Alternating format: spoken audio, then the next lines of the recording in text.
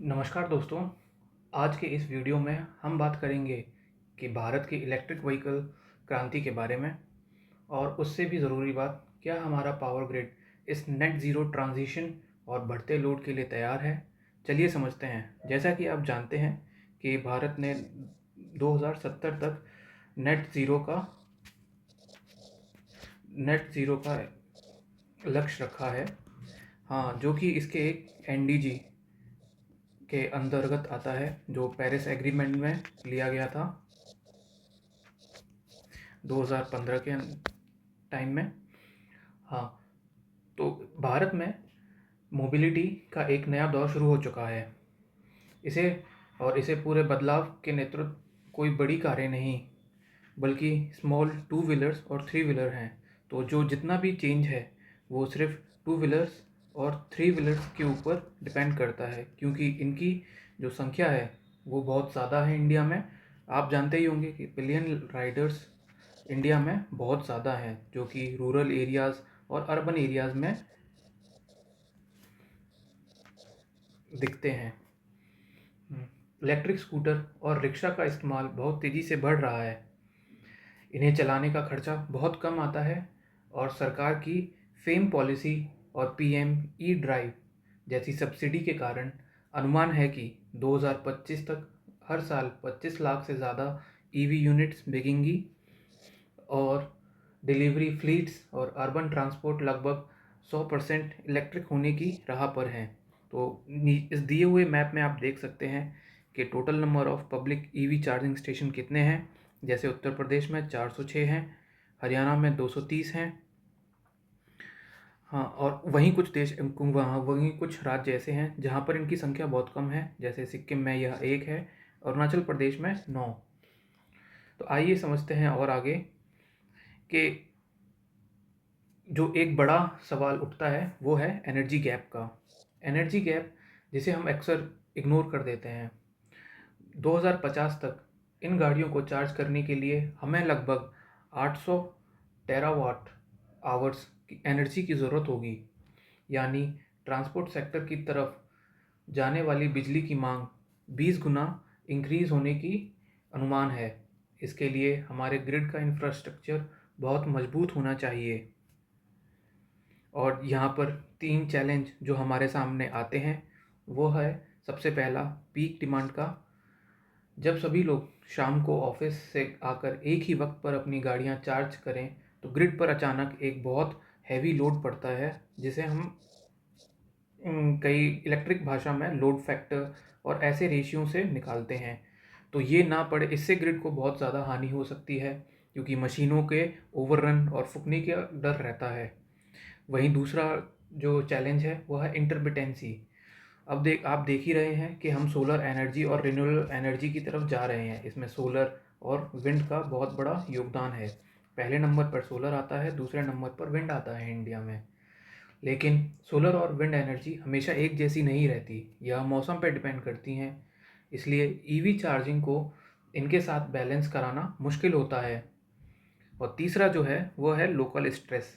हमारी कॉलोनियाँ के local transformer, जो हमारा जो ट्रेडिशनल अभी ट्रांसफार्मर लगे हुए हैं, उन पर अचानक अगर लोड पड़ जाए, जैसे अभी आप देख ही रहे होंगे कि हम 50 हर्ट्ज़, जो ब्रिटिश एरा का फ्रीक्वेंसी है, हम उस पर काम करते हैं, और इसी पे हमारी पावर लाइंस और पावर ग्रिड्स बेस्ड हैं। तो अगर हम सडन वोल्टेज ड्रॉप या मशीन ख़राब हो जैसी समस्याएं, जो जैसे कभी कोई तूफ़ान आ गया, कभी कोई स्ट्रॉम आ गया, तो उससे जो ट्रांसफार्मर मशीनें फूकेंगी उसको हम लोकल स्ट्रेस में बोल सकते हैं। इस समस्या का अब हल क्या है? हल है हमारे पुराने पैसिव ग्रिड को एक एक्टिव स्मार्ट मैनेजमेंट सिस्टम में बदलना। इस स्मार्ट ग्रिड के कुछ खास काम होंगे, जैसे time of the day pricing, जिसमें जैसे कि यदि दिन के समय जब सोलर एनर्जी ज़्यादा होती है, चार्जिंग सस्ती मिलेगी, ताकि लोग शाम की बजाय आफ्टरनून की बजाय मॉर्निंग को ज़्यादा चार्ज करें। हाँ, देन व्हीकल टू ग्रिड, यह एक कमाल की टेक्नोलॉजी है जहां ज़रूरत पड़ने पर आपकी ईवी की बैटरी खुद ग्रिड को वापस बिजली दे सकती है। ये बिल्कुल उसी तरह काम करता है जैसे स्मार्ट सोलर पंप हैं।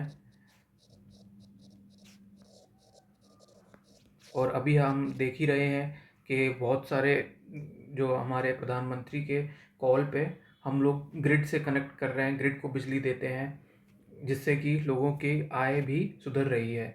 तो और तीसरा है grid responsive micro grids, highway charging hubs पर लोकल सोलर और बैटरी स्टोरेज लगाना ताकि मेन ग्रिड पर दबाव ना पड़े।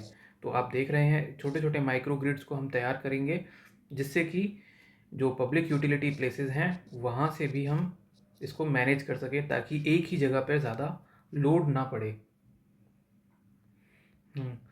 अभी तक हमने छोटी गाड़ियों की ही बात की है, पर भारी वाहनों का क्या? एक टू व्हीलर को चार्ज करने के लिए 100 किलोमीटर चलने के लिए सिर्फ 1.5 किलोवाट आवर्स चाहिए, लेकिन एक इलेक्ट्रिक बस को करने के लिए 100 किलोमीटर चलने के लिए 120 किलोवाट आवर्स की एनर्जी की ज़रूरत पड़ती है। और वहीं एक हैवी ट्रक को चलने के लिए 150 से ज़्यादा किलोवाट आवर्स की ज़रूरत होती है। इन विशाल कमर्शियल गाड़ियों के लिए हमें भविष्य में मेगावाट चार्जिंग सिस्टम, जिन्हें MCS भी कहते हैं, लगाने होंगे। इस चार्ट को ध्यान से देखिए। अगर हम ईवी को शाम को चार्ज करते हैं जब ग्रिड पर लोड ज़्यादा होता है, तो ये शाम का आप देख सकते हैं 18 से 0 के बीच में, 24 आवर्स के बीच में, जब ये शाम इस पूरे एरिया को, तो यहाँ पर ये पीक पे जा रहा है। तो लाल लाइन जैसे खतरनाक पीक बन जाता है। लेकिन अगर हम इसी डिमांड को स्मार्ट चार्जिंग और TOD प्राइसिंग के ज़रिए, अगर हम दोपहर में जब हमारा ग्रिड बिल्कुल लो एनर्जी पे, लो डिमांड पे हो, शिफ्ट कर दें, तो पीक डिमांड सिर्फ 40% तक कम किया जा सकता है। तो इस पीक को हमने एक तरह से यहाँ पर शिफ्ट कर दिया जब और ज़्यादा काम नहीं होंगे।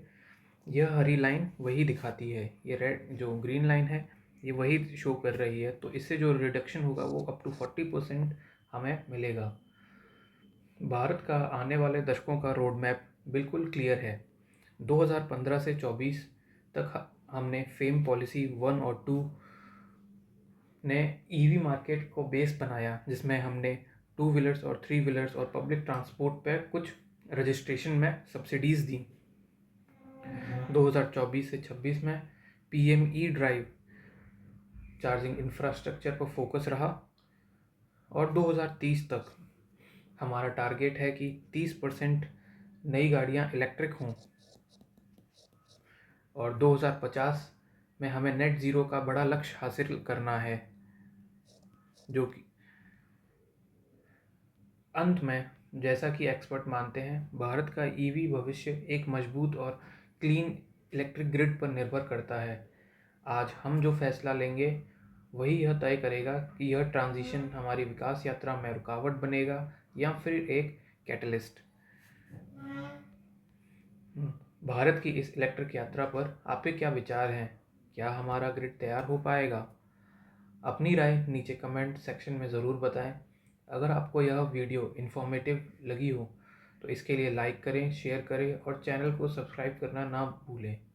वीडियो देखने के लिए बहुत बहुत धन्यवाद। Thank you.